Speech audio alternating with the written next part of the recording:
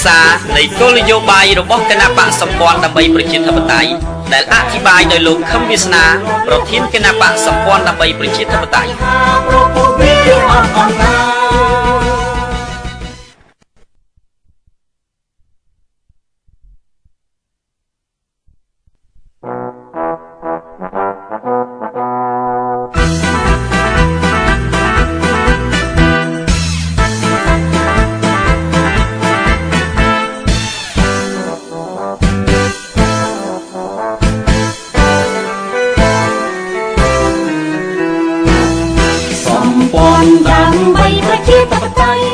គណៈបកសម្ព័ន្ធដើម្បីប្រជាធិបតេយ្យសូមអំពាវនាវដល់បងប្អូនដែលមានសិទ្ធិបោះឆ្នោតទាំងអស់អញ្ជើញទៅបោះឆ្នោតឲ្យបានគ្រប់គ្នាហើយសូមបោះឆ្នោតដោយមានការទទួលខុសត្រូវ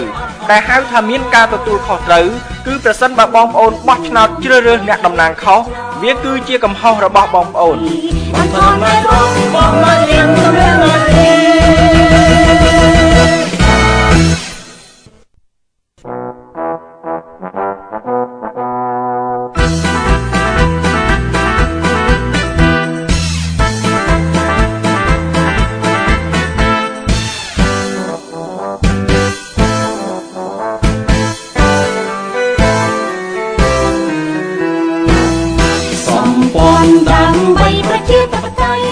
គណៈបកសម្ព័ន្ធដើម្បីប្រជាធិបតេយ្យមានរូបជួងជាសញ្ញានិងស្ថិតនៅលេខរៀងទី8នៅលើសន្លឹកឆ្នោតសូមបងប្អូនដែលមានឈ្មោះបោះឆ្នោតអញ្ជើញទៅបោះឆ្នោតឲ្យបានគ្រប់គ្នាក្នុងនាមជាពលរដ្ឋដែលមានសេចក្តីថ្លៃថ្នូរនិងមានការទទួលខុសត្រូវបងប្អូនត្រូវច្បាស់ក្នុងចិត្តថាបងប្អូនបានតាមដាននិងទទួលព័ត៌មានយ៉ាងល្អិតល្អន់អំពីគណៈបកដែលបងប្អូនបំរុងនឹងបោះឆ្នោតឲ្យមុននឹងសម្រេចចិត្តទម្លាក់សន្លឹកឆ្នោតទៅក្នុងធុង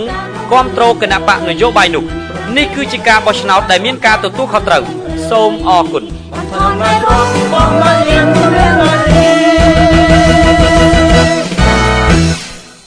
ណែបងប្អូនត្រូវមើលស្ថានភាពដែលបងប្អូនកំពុងតែស្ថិតនៅនេះតើបងប្អូនកំពុងតែស្ថិតនៅក្នុងស្ថានភាពណាមើលឲ្យច្បាស់ស្ថានភាពរបស់ខ្លួនរួចហើយទទួលយកស្ថានភាពជាក់ស្ដែងនឹងមកដោះស្រាយមើលទី1មើលបរទេសតើបរទេសដែលតាំងពីយូរមកចង់លេបតបាក់ទឹកដីរបស់យើងនឹងឥឡូវគេកំពុងតែស្ថិតក្នុងស្ថានភាពបែបណាបងប្អូនណាសពថ្ងៃបងប្អូនយល់ថាប្រទេសរបស់បងប្អូនឯករាជ្យទេបងប្អូនយល់ថាអាបរទេសខាងកើតហ្នឹងវាឈប់លុកលាន់ប្រទេសរបស់យើងហើយឬយ៉ាងម៉េចបងប្អូនងាប់ពលរដ្ឋរបស់វារាប់សែននាក់ណាបងប្អូនសម្មតែគ្រប់គ្រងទឹកដីរបស់យើងបានណាបងប្អូនទោះតែវាលែងយើងណាបងប្អូនងាប់បងប្អូនយល់ថាអាបរទេសខាងកើតលែងបងប្អូនច្រឡំធំហើយលែងបងប្អូនណាបងប្អូនបាត់កម្ពុជាក្រមទៀតឡើយកាក់មើលលែងស្រុកខ្មែរឲ្យឯករាជ្យបាត់កម្ពុជាក្រមទៀតឡើយបងប្អូនប្រជាពលរដ្ឋខ្មែរសប្តាហ៍មានសន្តិភាពក្នុងផ្លូវចិត្តគេមានឃ្លានពៀននេះណាបាត់ឃ្លានពៀនបងប្អូនវាជ្រាបគ្រប់ទៅស្អែកឈាមរបស់ខ្មែរហើយរបបប្រមូលផ្ដុំអំណាចទេបងប្អូនការទទួលខុសត្រូវនៅតែខាងលើវាមិនចាំបាច់មកត្រួតត្រាបងប្អូននៅគ្រប់ឃុំទេវាទីអាខួរខាងលើហ្នឹងណាបងប្អូនណាវាចូលមកស្រុកខ្មែរមិនមែនចូលតិចដងទេណាបងប្អូនថ្មីដែលបងប្អូននៅចាំចូលមកចំនួន75មកបងប្អូនលន់ណុលវាយបណ្ដាច់ទឹកហើមស្ពីងត្រឡប់ទៅវិញវាចូលអត់បានសម្រេចវាចង់ចូលមកជន់ខ្មែរបងប្អូនលន់ណុលដាក់ខ្ទេចត្រឡប់ទៅវិញបន្ទាប់មកទៀតអាចចូល79មកនេះវាចូលប្រងមកនៅទៀតបងប្អូនប៉ុន្តែនៅអត់កើតដោយសារអីដោយសារមានចលនានយោបាយមួយនៅឯជាយដែនខាងលិចនេះតវ៉ានៅលើឆាកអន្តរជាតិគេគៀបវារយឲ្យវាត្រឡប់ទៅស្រុកវាវិញប៉ុន្តែចិត្តរបស់វាអត់ចង់ទៅទេណាអញ្ចឹងគ្រប់លទ្ធភាពដែលវាអាចនៅបានគឺវានៅជាទូទៅយើងទាំងអស់គ្នាដែលជាអ្នកសិក្សានយោបាយស្រុកខ្មែរយើងដឹងថាពួកអបរទេសចេញទៅតាអាវវាចេញតាអាវវាជិះឡានទាំងឡានទៅវាចុះទៅលើឡានវាចូលមកវិញមកអានឹងគេហៅចេញតាអាវរូបវាអត់ចេញទេបងប្អូនសប្តាហ៍ពាត់តែជាយដែនណាអូយពាត់តែដាក់លបងព្រំដែនយើងធំនេះធំនោះប៉ុន្តែបងប្អូនទៅមើលបឹងទលេសាបមើលឲ្យទីមើលមាតុភូមិខ្ញុំអីគេហ่ะសត្វយួនមើលនៅមាតុភូមិខ្ញុំស្រស់បំប្រងកម្ពុជាមាតុភូមិខ្ញុំសត្វយួនពេញបឹងទលេសាបទាំងអស់ហើយយើងជាម្ចាស់ប្រទេសហេរឿងហ្នឹងរឿងរដ្ឋាភិបាលអើទៅបងប្អូនចាត់ទុកថារឿងហ្នឹងរឿងរដ្ឋាភិបាលបងប្អូនវានៅតែប៉ុណ្ណឹងទៅកាចាស់គេនៅថៃហ្នឹងទៅហើយយួននៅពេញស្រុកហ្នឹងទៅបើបងប្អូនចាត់ទុកថាហេអញបោះឆ្នោតឲ្យរដ្ឋាភិបាលហើយរឿងហ្នឹងរឿងរដ្ឋាភិបាលតាបើបងប្អូនគិតអញ្ចឹងណាអា នឹងខ្ជះគេនៅថៃនៅម៉ាឡេនៅកូរ៉េរាល់ថ្ងៃហ្នឹងទៅអូសាលារៀនមន្ទីរពេទ្យផ្លូវថ្នល់រីកចម្រើនណាស់រីកចម្រើនមែនប៉ុន្តែមនុស្សគេទៅអស់ហើយវាមានតែសាលារៀនមានតែមន្ទីរពេទ្យហ្នឹងប៉ុន្តែមនុស្សទៅខ្ជះគេនៅថៃអស់ជាពិសេសខេត្តបន្ទាយមានជ័យចិត្តស្រុកធៀមជាងគេព្រោះធ្វើខ្ជះគេទៅលីងបើតំណាជាបងប្អូនចង់ដោះស្រាយបញ្ហាហ្នឹងបងប្អូនទុករដ្ឋាភិបាលម្ដុំយើងជាម្ចាស់ប្រទេសណារឿងយួននៅដីខ្មែររឿងគេកាប់បំផ្លាញព្រៃឈើរឿងសម្បត្តិធម្មជាតិយើងអលំអលាយរឿងរបស់យើងណារឿងរដ្ឋាភិបាលរឿងតំណាងរបស់យើងតែយើងជួលគេទៅតាគេធ្វើឲ្យខ្ទេចខ្ទីប្រទេសគេធ្វើឲ្យខ្ទេចខ្ទីផ្ទះយើងម្ចាស់យើងអត់ដឹងឮងាប់ទៅយើងអ្នកជួលគេណាគេគ្រាន់តែឈ្នួលយើងណាគេជាអ្នកតំណាងរបស់យើងណាហើយយើងនេះជាម្ចាស់នេះបើយើងអត់គិតគូរងាប់ទៅបងប្អូនមើលដំបងដៃបងប្អូនមើលស្ថានភាពរបស់បរទេសសួរថាតើបរទេសនឹងវាឈប់មានមហិច្ឆតាលេបតបាក់ទឹកដីរបស់យើងណា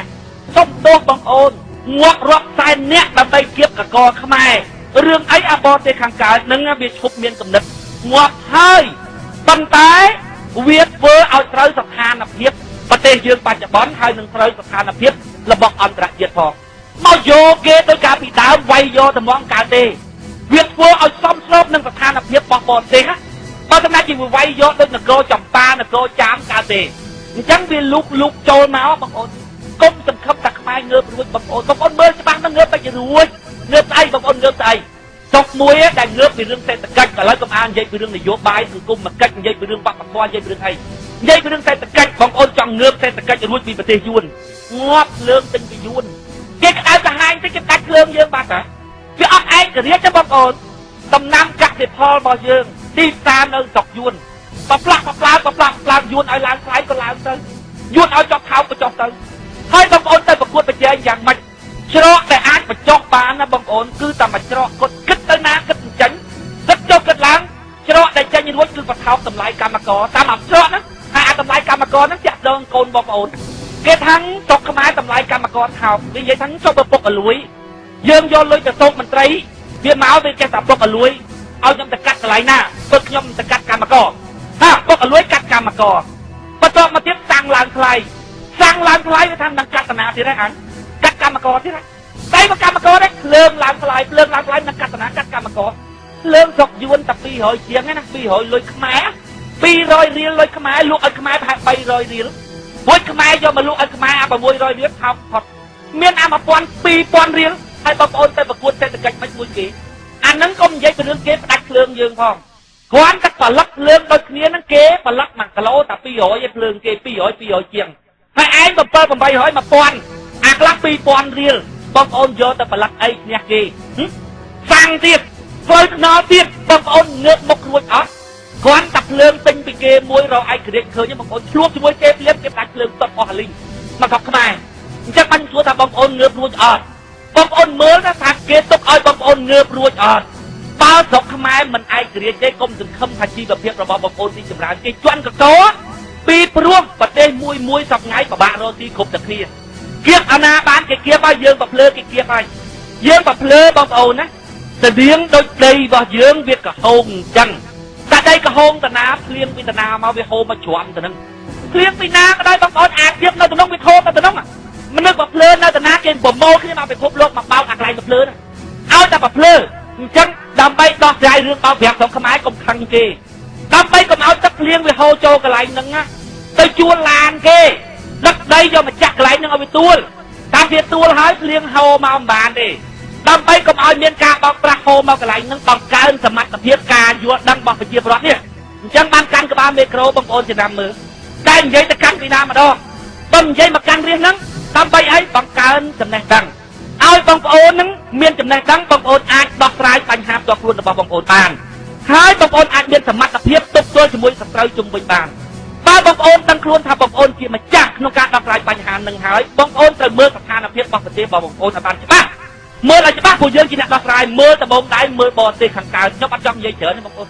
ប៉ុន្តែបងប្អូនត្រូវច្បាស់លាស់ក្នុងចិត្តរបស់បងប្អូនណាថាខាងកើតទៅដាច់ខាតវាអត់លែងប្រទេសយើងទេលុកថាតែយើងងើបឡើងរើបំរាស់រហូតដល់វាចាក់កយើងមិនជាប់អានឹងឃើញនោះវាលែងបើរឿងឲ្យវាលែងតែហ្មងអត់លែងទេងាប់មនុស្សអស់រាប់សែនណាដើម្បីគ្រប់គ្រងប្រទេសខ្មែរបានហើយគ្មានចំនួនណាតែអាបរទេសខាងកើតនឹងចូលលុកលុយក្នុងឈាមរបស់ប្រទេសយើងច្រើនជាងចំនួននេះទេបងប្អូន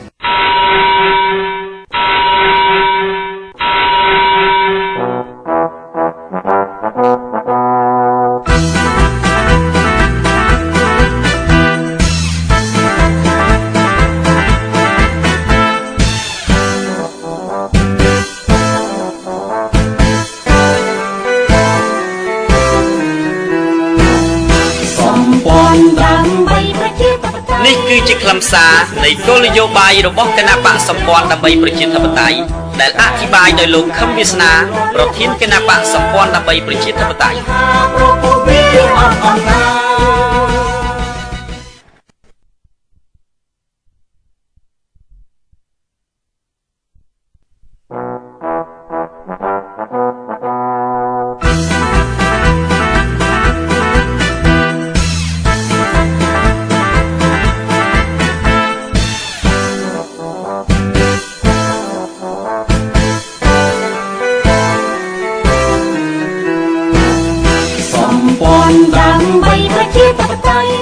គណៈបកសម្ព័ន្ធដើម្បីប្រជាធិបតេយ្យសូមអំពាវនាវដល់បងប្អូនដែលមានសិទ្ធិបោះឆ្នោតទាំងអស់អញ្ជើញទៅបោះឆ្នោតឲ្យបានគ្រប់គ្នាហើយសូមបោះឆ្នោតដោយមានការទទួលខុសត្រូវតែហៅថាមានការទទួលខុសត្រូវគឺប្រសិនបើបងប្អូនបោះឆ្នោតជ្រើសរើសអ្នកតំណាងខុសវាគឺជាកំហុសរបស់បងប្អូន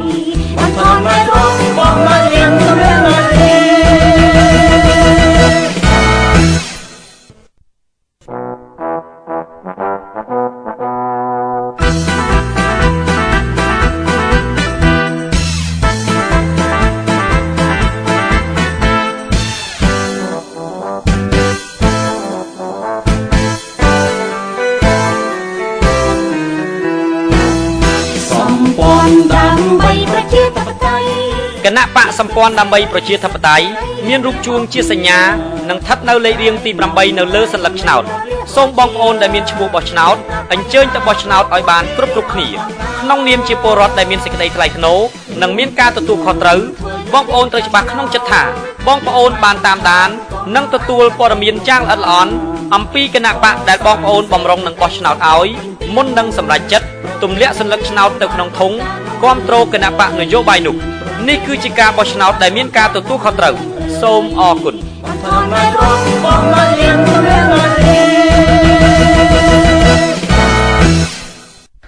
បើនិយាយពីផែនទីវិញគូដោយបាត់ដៃដូចបាត់ដៃផែនទីប្រទេសខ្មែរកាលពីមុនបងប្អូនចូលទៅដល់ពោធិ៍សាត់ទៅហ៊ានវន់វិញរកផ្លូវទៅឃើញទេព្រៃច្រើនពេកអញ្ញាញ៉ៃសប្ងៃផែនទីបងប្អូនដូចបាត់ដៃដឹងនិយាយពីមន្ត្រីក្រសួងគ្រប់កន្លែងទាំងអស់ខ្ទេចខ្ទីទាំងអស់ទូរស័ព្ទយើងនិយាយនោះនៅឯព្រៃកូននោះគ្រប់កណ្ដោព័ត៌មានទាំងអស់អាស្រោ97តិចទាំងអស់ស្រុកខ្មែរយើងវាចូលគ្រប់សរសៃឈាមបើបងប្អូនប្រជាប្រដ្ឋដែលជាម្ចាស់ប្រទេសអត់គិតទេនៅតែប៉ុណ្្នឹងបងប្អូននៅតែប៉ុណ្្នឹងខាងលិចក៏បាត់ខាងកើតក៏បងកណ្ដាលលិចលងស្ទើរតែមរណានឹងចូលដល់កន្លែងហ្នឹងបងប្អូនបើបងប្អូនអត់គិតគូទេទុំសង្ឃឹមថាអាបរទេសខាងកើតនឹងវាលែងយើងខ្ញុំនិយាយទួ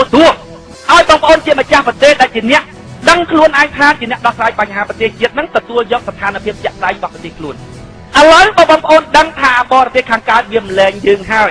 ឥឡូវយើងពឹងពីណាទៀតឥឡូវចាប់ដើមពឹងរដ្ឋាភិបាលយើងចុះពីព្រោះរដ្ឋាភិបាលរបស់យើងបងប្អូនជាអ្នកបោះឆ្នោតឲ្យកុំនិយាយពីគេគម្រាមកំហែងគេសម្លុតគេទិញគេបន្លំស្លឹកឆ្នោតនិយាយក្នុងន័យទូទៅថារដ្ឋាភិបាលនឹងបានទទួលស្លឹកឆ្នោតពីប្រជាប្រដ្ឋចុះឥឡូវកិច្ចការដឹកនាំប្រទេសកិច្ចការដោះស្រាយបញ្ហាប្រទេសជាតិបងប្អូនពឹងលើរដ្ឋាភិបាលបើខ្លួនខ្ញុំវិញខ្ញុំថាពឹងលើក្បាលជង្គង់បងប្អូនពឹងក្បាលជង្គង់ថ្ងៃនេះពឹងរដ្ឋាភិបាលដូចពឹងក្បាលជង្គង់ចឹងបងប្អូនទី1បងប្អូនណាអត់មានចិត្តចង់ដោះស្រាយហ្មងទី2បើគ្នាមានចិត្តចង់ដោះស្រាយក៏មិនដឹងដោះមិនទេសមត្ថភាពគ្នានឹងប្រយ័ត្នពេកដោះវាមិនចេញបងប្អូនដោះឲ្យមិនទៅបងប្អូនមិនមែនបនុកទេណាបងប្អូនបនុកហើយប៉ិនតបោកអានេះកណោហើយប៉ិនភ្នំមនុស្សដែលគាត់ចាប់ដើមរឿងយកទៅធ្វើការងារឲ្យគាត់ទៅបងប្អូនឃើញទេអីអូយរួបរวมគ្នាសត្វតាជ័យជំនះតែហៅថាជ័យជំនះពិតប្រាកដនោះគឺថាគូសត្រូវយើងក៏បានជ័យជំនះយើងក៏បានជ័យជំនះសពតានយោបាយឈ្នះរបស់សម្ដេចទាំងអស់បើថាយកពីគណៈបកសំនឹងទីគណៈបកសិទ្ធិមនុស្សគណៈបកពុនសម្បត្តិគណៈបកនរោត្តមរណរដ្ឋទៅយកតែអាណាជារដ្ឋាភិបាលខ្លាំងហ្នឹងណាវាជារដ្ឋតំណែងហ្នឹងណាមិនតិចគណៈបកប្រជាជនគេទិញយកទៅបប្រយយកទៅនៅក្នុងនោះអត់ឡូវឡងហើមប៉ុណ្ណាណៃសត្វតែកណោមនុស្សងាប់នោះសត្វតែមនុស្សចាប់បានផលប្រយោជន៍យកខ្លួនហើយអំណាចបបោកដុំហើយបងប្អូនប្រមូលការទទួលខុសត្រូវឲ្យមនុស្សអញ្ចឹងសួរថាតើនាយករដ្ឋមន្ត្រីយើងដោះស្រាយអីកើតដោះស្រាយមិនកើតក៏រើខ្លួនអត់រួចទេថ្ងៃរើខ្លួនអត់រួចទេគេថានយោបាយរបស់គាត់ជានយោបាយឈ្នះបំបែកសត្រូវដោយយកសត្រូវធ្វើជាមិត្តបងប្អូនកាលពីដណ្ដើមគ្នាស៊ីវាមិនបានទាំងអស់គ្នាវាឆ្លោះគ្នាដល់ពេលឃើញវាឆ្លោះគ្នាព្រោះមិនបានស៊ីហើយឯងមកស៊ីជាមួយអញមកវាត្រូវគ្នាទៅនយោបាយចឹងគេហៅនយោបាយឈ្នះ ពេលបានទីទាំងអស់គ្នាសង្ងំហ្នឹង10ថ្ងៃបានទីទាំងអស់គ្នាសង្ងំហ្នឹងដល់អាដំណាក់កាលហ្នឹងហើយបងប្អូនសួរថាបងប្អូនពឹងរដ្ឋាភិបាលដើម្បីឲ្យរដ្ឋាភិបាលដោះស្រាយបញ្ហាបងប្អូនដោះចេញទេបងប្អូនដោះស្អីក៏ដោះចេញដោះស្អីទី1អត់មានខន្តិក្នុងការដោះឥឡូវឆ្លងផុតអាដំណាក់កាលគ្មានខន្តិថាមានខន្តិចុះសមត្ថភាពដោះមិនចេញបងប្អូនដោះមិនចេញអានឹងដូចកាលពីចំនួនព្រះហ៎បងប្អូនតពុតណាអពុកទៅផងឲ្យស្នងរាជតាផងដាក់រាជទៅទុកឲ្យព្រះសម្មាសម្ពុទ្ធហ្នឹងជាអ្នកស្នងរាជបន្ទាប់ព្រះសម្មាសម្ពុទ្ធទៅមើលទៅមន្ត្រីក្រោមប្រព័ន្ធទាំងអស់ស្របកំណឹះហើយទាំងអស់ឲ្យជុំចិត្តហើយបើយើងដកអមន្ត្រីនឹងចេញវាខ្ទេចអស់ប្រទេសហ្មងវាដួលហ្មងពីព្រោះផ្ទះយើងធ្វើទឹកតែពីអកសរពុករើអកសរពុកនឹងចេញដួលផ្ទះបដ ாய் នេះរដ្ឋាភិបាលយើងសប្ងៃអញ្ចឹងហ៊ានណាហ៊ានចោលថានេះពុកអលួយនោះពុកអលួយតែចោលរៀលដាលដល់រៀលដាលលំទាំងអស់មានន័យថាម៉េចមានន័យថាបងប្អូនពឹងរដ្ឋាភិបាលដើម្បីដោះស្រាយបញ្ហាហ្នឹងទោះបីជាគាត់មានឆន្ទៈក្នុងការដោះស្រាយក៏ដោះចេញទេបងប្អូនដោះមិនចេញទេហើយទី2ល្ងិតទៀតបងប្អូនល្ងិតទៀតស្រុកមួយដែលសុខសាន្តណាបងប្អូនមិនមែនសំដៅទៅលើតែលោកកសំភារៈទេប៉ុន្តែការយល់បរដ្ឋាភិបាលយើងសប្ងៃប្រងថាធ្វើម៉េចឲ្យស្រុកយើងនឹងសម្បូរទៅដោយលោកកសំភារៈបងប្អូនហើយប្រទេសច្រើនណាស់ដែលសម្បូរទៅដោយលោកកសំភារៈប៉ុន្តែប្រជាពលរដ្ឋកាត់ចាក់គ្នាអត្រានៃការសម្លាប់ខ្លួនច្រើនភាពសុខសាន្តណាគឺសុខក្នុងផ្លូវចិត្ត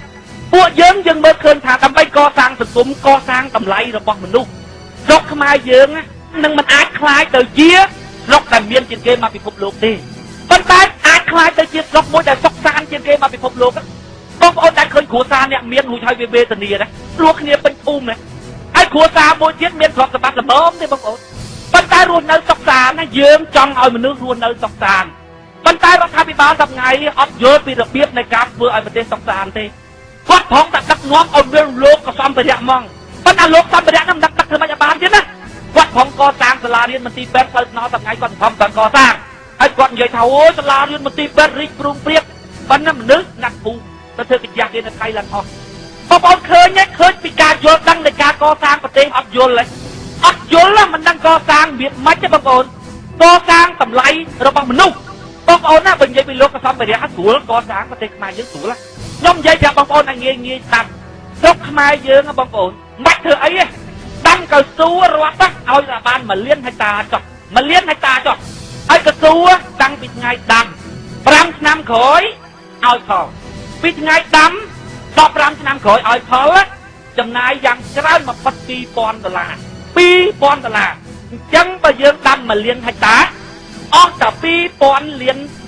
ទេលក់តែដីបឹងកក់133ហិកតាហ្នឹងវាគ្រប់លុយសម្រាប់ធ្វើជាការកស៊ូ1លានហិកតាហើយបើបាន1លានហិកតាបងប្អូនដឹងកស៊ូមួយថ្ងៃឲ្យផលប៉ុន្មានកស៊ូមួយថ្ងៃឲ្យផល1ហិកតា$30មួយថ្ងៃ$30អញ្ចឹងបើយើងមាន1លានហិកតាក្នុងមួយថ្ងៃយើងបាន$30 លាន10ថ្ងៃបាន300លានមួយខែបាន$900 លានបើយើងមានកស៊ូ1លានហិកតាក្នុងមួយខែយើងបាន$900 លានរដ្ឋាភិបាលយើងសប្តាហ៍មួយឆ្នាំចាយលុយអស់តែប្រហែលជា$1,500 លានទេកស៊ូយើងតែ2ខែលើករដ្ឋាភិបាលចាយមួយឆ្នាំហើយដីរបស់យើងបងប្អូនគ្រាន់តែវិនិយោគទុនឲ្យបរទេសអស់7លានហិកតាណាបងប្អូនបាត់លក់តែដីបង្កក់ដាំតែកស៊ូទ្រាំអត់គ្រាន់ឃ្លានណាតែ5-6ឆ្នាំកស៊ូយើងឲ្យផលតែជាប្រកខ្មែរដេកទីមកបងប្អូនធ្វើផ្លូវអាជីពលើស្អីធ្វើអស់ទេប៉ុន្តែអត់កំណត់នឹងមកបងប្អូនអត់កំណត់ហើយអត់កំណត់ជាងគេគឺអត់កំណត់ប្រជាពលរដ្ឋនឹងមកមិនអត់កំណត់រដ្ឋាភិបាលណាបើបងប្អូនថារដ្ឋាភិបាលអត់កំណត់រដ្ឋាភិបាលកើតមកពីណាកើតមកពីប្រជាពលរដ្ឋអត់កំណត់ដំបូងដៃបំផុតគឺអត់កំណត់ប្រជាពលរដ្ឋនឹងមកបើមិនកែប្រជាពលរដ្ឋទេកែរដ្ឋាភិបាលអត់ចេញប្រជាពលរដ្ឋល្ងងបោះឆ្នោតឲ្យរដ្ឋាភិបាលដដែលមកទៀតបងប្អូនមើលគាត់តែគិតងាយខ្មែរយើងដេកទីហើយកំកាត់កូនច្រើនពេក1 2យ៉ាងច្រើន3ដាក់ប៉ុណ្ណឹងបងប្អូនស្រួលទីហ្មងទឹកដីរបស់យើងហ្នឹងដាំតែកស៊ូ1លាន2លានហិកតាដេកទីស្រួលមកហើយបង្រៀនប្រជាពលរដ្ឋឲ្យយល់អំពីតម្លៃនៃជីវិតអញ្ចឹងបានខ្ញុំនិយាយថាប្រទេសយើងអាចនឹងមិនខ្លាយទៅជាអ្នកមានជាងគេក្នុងពិភពលោកទេប៉ុន្តែអាចនឹងខ្លាយទៅជាមនុស្សដែលរស់នៅក្នុងភាពសុខសាន្តជាងគេមកពិភពលោកតែរដ្ឋាភិបាលរបស់យើងបងប្អូនហើយខ្ញុំថ្ងៃមុនចង់ខ្យល់កោដឹងគាត់អំពាវនាវថាម៉េចទេគាត់អំពាវនាវថាឥឡូវនេះសូមឲ្យគេចាក់ចំនួនប្រែតនឹងតាមទូរទស្សន៍តាមរថយន្តឲ្យបានច្រើនដើម្បីឲ្យប្រជាពលរដ្ឋនឹងគាត់ខ្លាចគាត់ភ័យចឹងគាត់ទៅធ្វើបន់ឲ្យបានច្រើន មើលអ្នកខាងមុខគេល្ងឹតយ៉ាងហ្នឹងវាម្ចាស់ថ្លៃដើម្បីឲ្យមនុស្សធ្វើល្អគេបញ្យល់មនុស្សឲ្យយល់ថាហេតុអីបានអ្នកគួរធ្វើល្អនេះលេខ20គ្នាមកចាក់ចំនួនប្រាក់ឲ្យច្រើនឲ្យជាប្រភ័យហ្មងឲ្យទៅធ្វើសេចក្តីល្អមនុស្សអញ្ចឹងមនុស្សល្ងងណាបងប្អូនមនុស្សតែធ្វើព្រោះតែភ័យល្ងងណាហើយពីណាអ្នកគាត់មកប្រមុខរដ្ឋាភិបាលយើងអ្នកនិយាយថាអូយប្រាក់ឡើយហើយគេសត្វដឹកនាំតាមកតិបណ្ឌិតយ៉ាងនោះណាបងប្អូនថ្ងៃមុនខ្ញុំឃើញលោកជំទាវធំនោះគាត់ទៅធ្វើបន់បួងសួងនៅឯណាបងប្អូននៅប្រាសាទព្រះវិហារអូយអស់លុយមកកណោដើម្បីឲ្យប្រទេសខ្មែរបានសុខបានសម្បូរបានសบายអូសុខសម្បូរសบายទៅធ្វើចុះ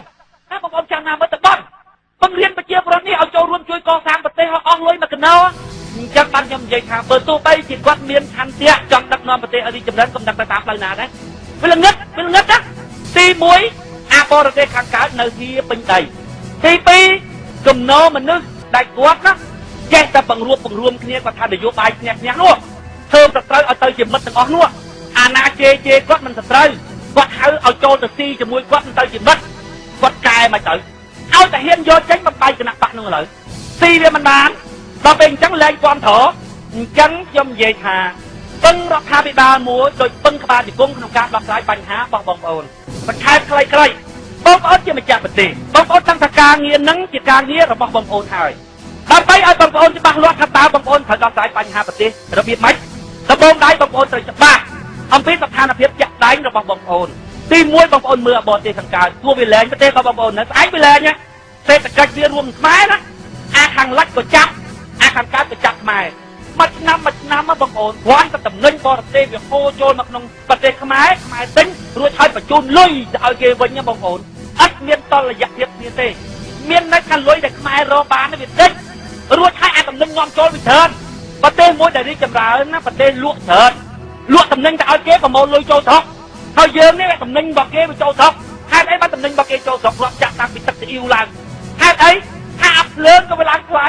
អាប់តាំងក៏វាឡើងថ្លៃអាប់ទុកក៏លួយតាមតំណាំនៅក្នុងភូមិក្នុងឃុំហ្នឹងលក់អត់ញាក់តំណែងយួននេះហេតុអីថាស្អីក៏វាថ្លៃជីក៏វាថ្លៃស្អីក៏វាថ្លៃហើយបងប្អូនចាំមើលទៅពឹងរដ្ឋាភិបាលឲ្យដោះស្រាយបញ្ហាហ្នឹងងាប់តកូនតចៅឲ្យលាយខែងដីទៀតក៏ដោះស្រាយចេញតោះមិនចេញទេមិនដឹងទៅម៉េចរយៈពេលនៃការអភិវឌ្ឍបែបយើងនឹងយូរវែងបងប្អូនទៅទិញភ្លើងពីគេទៅកងត្រាមួយឆ្នាំក៏មកតែដោះស្រាយអាភ្លើងនឹងរួចឲ្យភ្លើងខ្មែរហ្នឹង1គីឡូតែ200ទៅយួនដែរទៅណាបានប្រទេសខ្មែរហ្នឹងវាអាចធ្វើតំណែងប្រកួតប្រជែងជាមួយគេបាន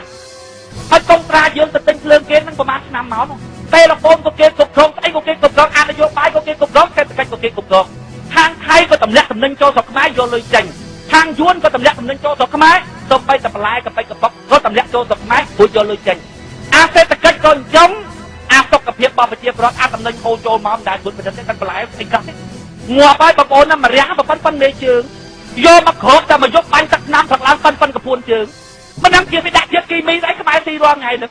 អាសេដ្ឋកិច្ចក៏គេគ្រប់គ្រងអាសុខភាពរបស់ប្រជាពលរដ្ឋក៏អញ្ចឹងហើយបងប្អូនរស់យ៉ាងម៉េចណារឿងហ្នឹងស្មានតែដោះស្រាយចេញក្រៅពីបងប្អូនទទួលខុសត្រូវក្នុងរឿងហ្នឹងយកមកដោះស្រាយយ៉ាងម៉េចដោះអត់ចេញទេបងប្អូនអញ្ចឹងសរុបមកវិញពឹងរដ្ឋាភិបាលមួយក្នុងការដោះស្រាយពឹងមិនចេញទេ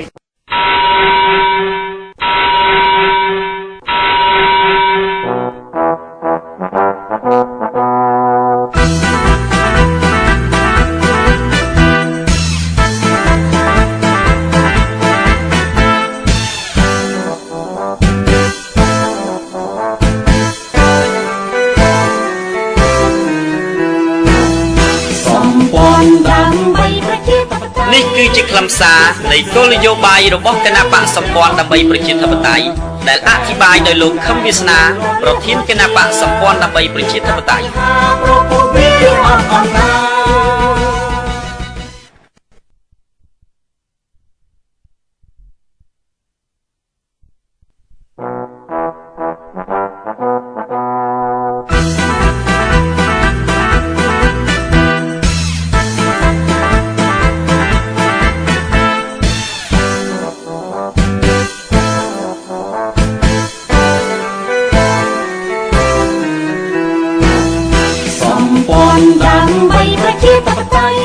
គណៈបកសម្ព័ន្ធដើម្បីប្រជាធិបតេយ្យសូមអំពាវនាវដល់បងប្អូនដែលមានសិទ្ធិបោះឆ្នោតទាំងអស់អញ្ជើញទៅបោះឆ្នោតឲ្យបានគ្រប់គ្នាហើយសូមបោះឆ្នោតដោយមានការទទួលខុសត្រូវ ដែលហៅថាមានការទទួលខុសត្រូវគឺប្រសិនបើបងប្អូនបោះឆ្នោតជ្រើសរើសអ្នកតំណាងខុសវាគឺជាកំហុសរបស់បងប្អូន